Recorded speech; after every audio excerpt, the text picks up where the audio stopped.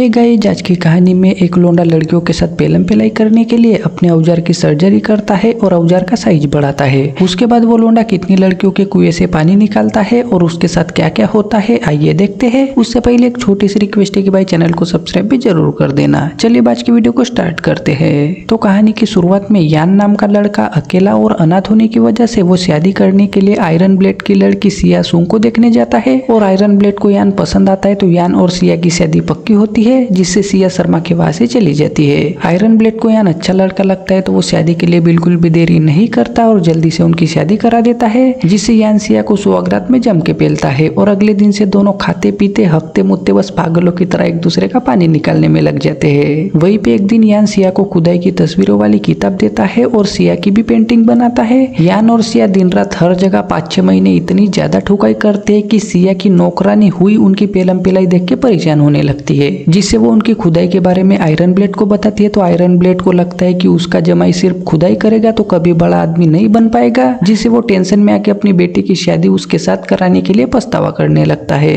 उसी बीच एक दिन यान सिया और आयरन ब्लेड घूमने जाते हैं तो वहाँ पे सिया वगैरह पूजा कर रही होती है। तो यान अपने ससुर आयरन ब्लेड से अकेले में बात करके यहाँ पे अच्छे टीचर वगैरह नहीं है, इसलिए मैं पढ़ाई करने राजधानी जाना चाहता हूँ, जिससे मैं जल्दी से ऑफिसर बनूंगा, ऐसा बोलता है। तो उसकी ये बात सुन के आयरन ब्लेड को बहुत खुशी होती है, लेकिन यान को लगता है कि सिया उसे राजधानी नहीं जाने देगी, जिससे वो उसके बारे में आयरन ब्लेड को बताता है। तो आयरन ब्लेड उसे मैं सिया को संभाल लूंगा, तुम बस एग्जाम वगैरह देके ऑफिसर बनो, ऐसा बोलता है। लेकिन यान सिया को भी राजधानी जाने की बात बताता है तो वो पेलम पिलाई करते करते बहुत ही ज्यादा रोती है, साथ में उसे राजधानी जाने के लिए मना करने लगती है। फिर भी यान सिया को समझा के अगले दिन अपने नौकर के साथ राजधानी जाने के लिए निकलता है। तो सिया बहुत उदास होती है और यान को अपने भगवान का लॉकेट देती है, साथ में यान हुई को सिया का ध्यान रखना, ऐसा बोल के चला जाता है। तो सिया रोने लगती है। यान और उसका नौकर राजधानी जा रहे होते तो नौकर को लगता है कि यान अपनी बीवी से जुदाई कैसे झेल पाएगा, लेकिन यान राजधानी में कोई पढ़ाई वगैरह करने के लिए नहीं जा रहा होता है, वो तो बस वहाँ पे अलग अलग लड़कियां पटा के उनके साथ पेलम पिलाई करने का प्लान बना के जा रहा होता है। तो नौकर और यान उसी के बारे में बात करते करते आगे बढ़ते हैं और रास्ते में खाना खाने के लिए एक होटल में रुकते हैं। वहाँ पे एक आदमी को वेटर जल्दी खाना नहीं देता तो वो आदमी भड़कने लगता है, जिससे यान अपना खाना उस आदमी को देता है और उसके साथ प्यार से बात करता है। तो वो आदमी यान से इम्प्रेस होके उसे पैक पिलाता है, जिससे दोनों में दोस्ती होके यान उसे अपना नाम बताता है और आदमी को भी उसका नाम पूछता है। तो वो आदमी अपना नाम चेन चिली बताता है, जिसे सुन के यान का नौकर डर के नीचे गिरता है, क्योंकि चेन वहाँ का मशहूर चोर होता है। तो नौकर उसके बारे में यान को बताता है और चेन चोर होने के बाद भी वो अपनी पहचान नहीं छुपाता, तो यान उससे इम्प्रेस होता है। साथ में पैक मारते मारते यान चेन के साथ वो चोरी करने जाता है, तो वहाँ पे अकेली औरतों के साथ पेलम पिलाई भी करता है, क्या वो सब बातें करने लगता है। तभी होटल में एक बूढ़ों के साथ गरम माल आती है, तो उसे देख के यान के पप्पू में खुजली होने लगती है और वो उस लड़की पे लाइन मारने लगता है, जिसे देख के चेन यान के साथ उसके काम के बारे में बात करता है। तो वो वहाँ पे क्यों आया वो सब बता के मुझे जवानी के सारे मजे लेने हैं, ऐसा बोलता है,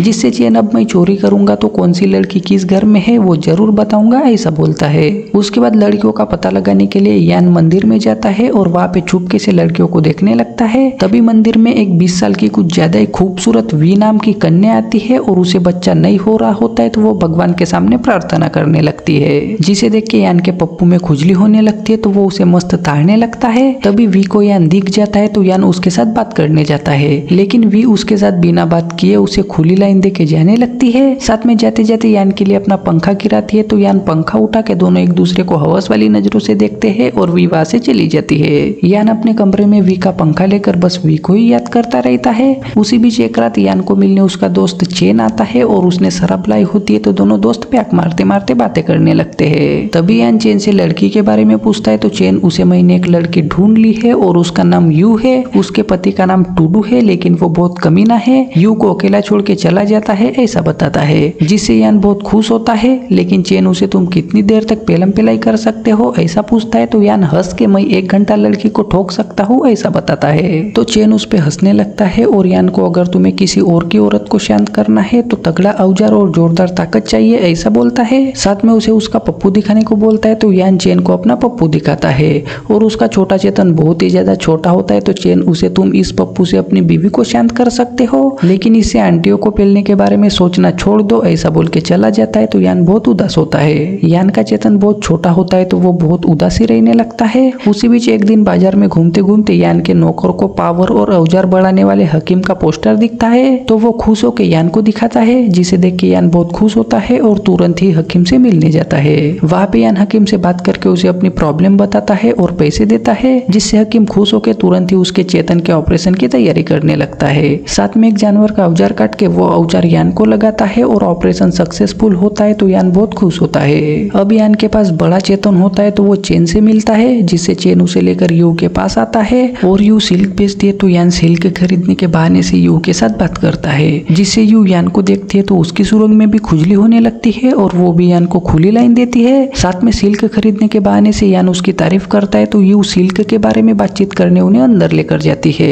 लेकिन वो सारी बातें और उनको अंदर जाते हुए यू की पड़ोसन देख लेती है। रात को टूडू फिर से यू को अकेला छोड़ के बाहर जाता है तो यू उससे नाराज होने का नाटक करके यान का वेट करने लगती है। आधी रात होने के बाद यान चुपके से यू के घर पे आता है और अंधेरा होता है तो वो चुपचाप यू के बेड पे जाके उसे पागलों की तरह पेलने लगता है। जोरदार पेलम पिलाई करने के बाद यान खुशी से आग जलाता है तो बेड पे उसे पड़ोसन दिखती है, जिसे देख के यान शॉक होता है और यू के बारे में पूछने लगता है, लेकिन पड़ोसन की खुजली अच्छे से मिट जाती है तो वो खुश होती है। तभी छुपी हुई यू बाहर निकलती है और यान को मैं तुम्हारे चेतन में कितना पावर है, तुम मुझे शांत कर पाते हो या नहीं वही चेक कर रही थी, ऐसा बताती है तो यान शॉक होता है और पड़ोसन वहां से चली जाती है तो यान यू को भी ठोकना चाहता है, लेकिन यू उसे नहाने को बोलती है और यान नहा रहा होता है तो यू अपने गुब्बारे और झाटू से भरी सुरंग आजाद करने लगती है, जिससे यान पट से यू को पकड़ता है और पागलों की तरह उसकी सुरंग से पानी निकालने लगता है। यू को भी बहुत मजे आते हैं तो वो भी उसके शेर को अपनी गुफा के दर्शन दे के दोनों जोरदार पेलम पिलाई करते हैं। कुछ दिनों बाद टूडू को उसकी बीवी यू और यान की पेलम पिलाई के बारे में पता चल जाता है, जिससे यू टूडू को तलाक मांगती है तो टूडू परेशान होकर अपने अंकल से मिलने होटल में आता है और पैक मारते मारते उससे बात करने लगता है। तो उसका अंकल उसे अच्छे से समझा के तुम्हारी बीवी ही पलट गई तो उसमें किसी और की गलती नहीं है, साथ में यान का दोस्त चेन है तो हमें उनसे दुश्मनी भी नहीं करनी चाहिए, इससे अच्छा तुम अपनी बीवी को किसी और को बेच दो और उसी पैसों से दूसरी बीवी खरीद लो, ऐसा बताता है तो टूडू उदास होकर सोच में पड़ता है।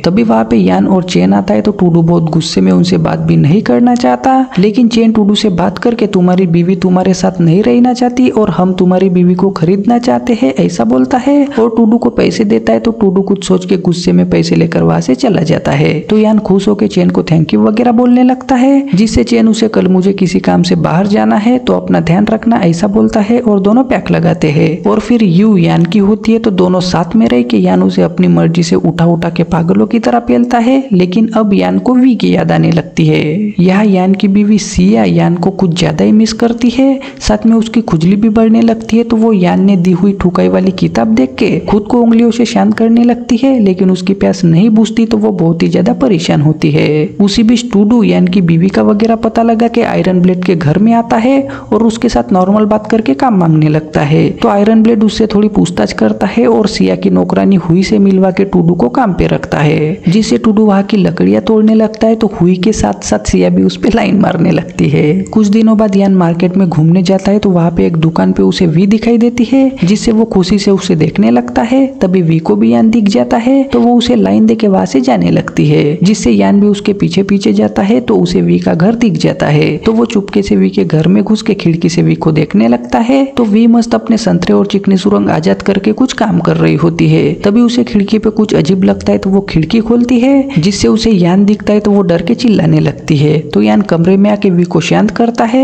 साथ में उसके साथ प्यार भरी बातें करने लगता है तो वी गर्म होने लगती है। वैसे यान मौके का फायदा उठा के वी के साथ जोरदार चुम्मा चाटी करने लगता है तो वी को भी मजे आने लगते हैं, जिससे वो भी यान के शेर को अपनी गुफा का पानी पिलाने लगती है। हुई टूडू से प्यार करने लगती है तो वो एक दिन टूडू के लिए चाय लाती है और उसके साथ प्यार भरी बातें करने लगती है, जिससे टूडू को थोड़ा अजीब लगता है, लेकिन वो भी हुई के साथ प्यार भरी बातें करता है और चला जाता है। लेकिन उनकी प्यार भरी बातें आयरन ब्लेड चुपके से सुन लेता है, जिससे वो टूडू को अकेले में बुला के उसके साथ हुई के बारे में बात करता है, साथ में उनकी शादी भी करवा देता है। तो टूडू बहुत खुश होकर आयरन ब्लेड को थैंक यू वगैरह बोलता है। अब उनकी शादी हो जाती है तो हुई टूडू के चेतन को अपने कुएं का पानी पिलाना चाहती है, जिससे वो बातें करते करते कमरे में जाने लगते हैं। तभी खुदाई की तस्वीरें देखते देखते सिया को उनकी आवाज आती है तो वो चुपके से जाके हुई और टूडू को देखने लगती है। वहाँ पे हुई टूडू को ठुकाई का खुला आमंत्रण देती है तो टूडू भी मौके का फायदा उठा के उसके सोनू मोनू आजाद करता है, साथ में अपने शेर को हुई की गुफा में डाल के पागलों की तरह पेलम पिलाई करने लगता है, जिससे उनका कार्यक्रम देख के सिया की सुरंग में खुजली होने लगती है तो वो किसी तरह से अपनी सुरंग को शांत करने लगती है। इधर यान वी के साथ जम के पेलम पिलाई कर रहा होता है, तभी वी को उसका उसका पति जियान आने की आवाज आती है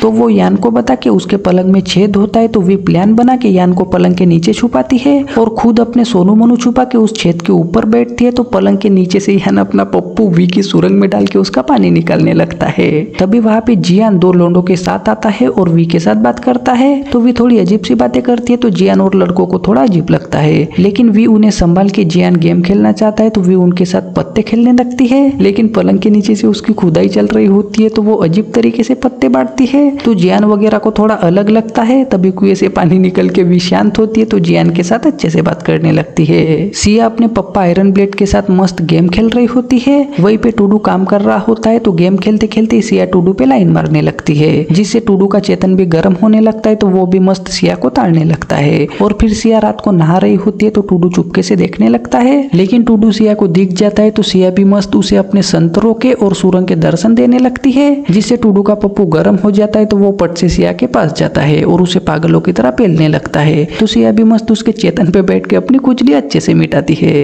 अब सिया और टूडू की प्रेम कहानी शुरू होती है तो टूडू दिन रात जब भी मौका मिलता है तब सिया को पागलों की तरह पेलता है जिससे कुछ दिनों में सिया प्रेग्नेंट हो जाती है तो वो टूडू के साथ रहना चाहती है। लेकिन अगर आयरन ब्लेड को उनके बारे में पता चला तो उनके आगे पीछे से लगने वाले होते हैं जिससे सिया टूडू को इमोशनल करके उसके साथ भाग जाती है। दोनों जंगल से जा रहे होते हैं तभी सिया का पैर फिसल के वो गिर जाती है तो उसका बच्चा मर जाता है और वो बेहोश भी होती है तो टूडू सिया को किसी तरह से कमरे में लाता है। वहाँ पे कुछ देर बाद सिया को होश आता है तो टूडू उसे यू और यान के बारे में सारी सच्चाई बताता है और मैं बदला लेने के लिए तुम्हारे घर में आया था ऐसा बताता है तो सिया शॉक होती है, लेकिन अब वो कुछ भी नहीं कर सकती जिससे टूडू सिया को पेलम पिलाई की दुकान में बेच देता है और चला जाता है। यान यू के साथ सोया होता है तो उसे अचानक ही सिया का सपना आता है जिसमें मास्क लगा के हर लड़की उसे सिया ही दिखती है जिससे यान चौंक होके उठता है और यू को देखने लगता है जिससे वो भी उठती है, लेकिन यू को घाम सी मारी होती है तो यू उसकी केयर करती है। यान को अचानक से सिया का सपना आता है तो वो उससे मिलने घर जाता है, लेकिन वहाँ पे आयरन ब्लेड ने वगैरह सिया का अंतिम संस्कार किया होता है तो यान बहुत ही ज्यादा शौक होके उदास होता है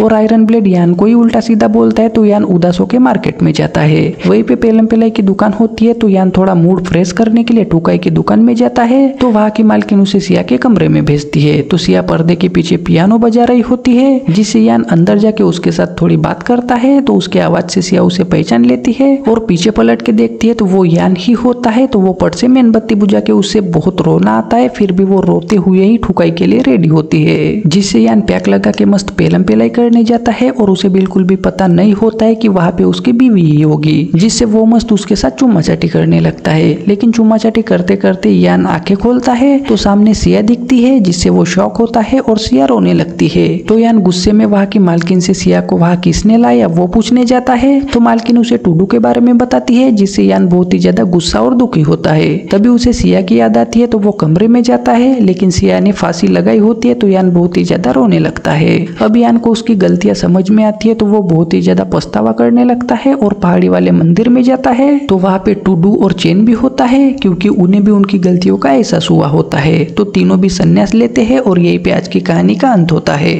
सो गाइस, आई होप आपको आज की वीडियो पसंद आई होगी। अब वीडियो को लाइक करके चैनल को सब्सक्राइब भी जरूर कर देना।